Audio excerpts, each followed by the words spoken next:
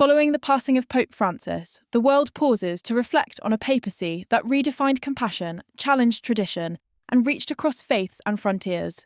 In this special DRM News episode, we look back at the legacy of a spiritual leader who championed humility, inclusion, and global dialogue, and ask, what will the Catholic Church look like after Francis? You know what's fascinating about Pope Francis's legacy? He completely transformed what many thought was impossible, making a 2,000-year-old institution relevant to modern challenges while staying true to its core mission. That's quite a balancing act. How did someone from the peripheries of the Catholic world manage to shake up an institution as traditional as the Vatican? Well, I think it started with his remarkable personal journey. Here was this man who worked as a doorman at Tango bars in Buenos Aires, whose family narrowly avoided boarding a ship that sank at sea, and who felt called to priesthood at age 16 in this really dramatic moment outside a basilica. And then, to think he never expected to become Pope at all. He was 76, ready for retirement, planning to live quietly, drinking mate tea. Right. And instead, he became this transformative figure who tackled some of the church's biggest challenges head-on, like his response to the sexual abuse crisis. Though he stumbled at first, he eventually created the first real accountability measures for bishops, which was unprecedented. The way he approached reform was pretty strategic too, wasn't it? Making changes gradually while building consensus.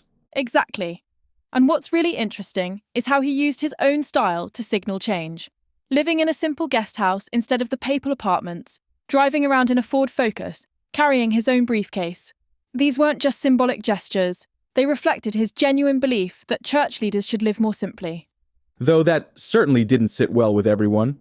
Some of those traditional power centers in the Vatican must have been pretty shocked. Oh, you know it. And the opposition he faced, especially from conservative Catholics in the United States, was intense. But I love how he handled it with that famous quote about it being an honor that the Americans attack me. It showed both his sense of humor and his resilience. Speaking of quotes, his statement that without a solution to the problems of the poor, we cannot resolve the problems of the world, really seemed to capture his whole approach. That's exactly what made him so different from his predecessors. He consistently linked environmental protection to poverty and social justice. His encyclical Laudato Si was the first papal document to focus entirely on environmental issues, arguing that climate change disproportionately affects the poor.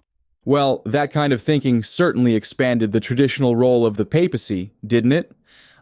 Absolutely. Look at his diplomatic achievements, helping broker the U.S. Cuba reconciliation, visiting war zones like South Sudan and Iraq, reaching out to Muslim leaders. Even in his final years, when he was confined to a wheelchair and struggling with health issues, he kept pushing forward with his mission. So what do you think will be his most lasting impact?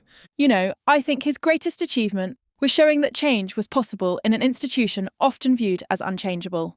He appointed diverse cardinals who shared his vision, making the College of Cardinals less European, less Italian, more representative of the global church. He opened up discussions about previously taboo subjects like divorce and same-sex relationships. That's quite a legacy for someone who started out as a nightclub bouncer in Buenos Aires.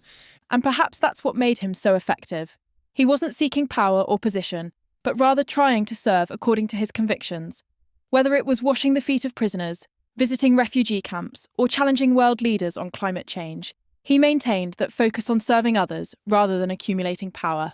In the end, he showed that real leadership isn't about authority, but about service. And that might be his most important lesson of all.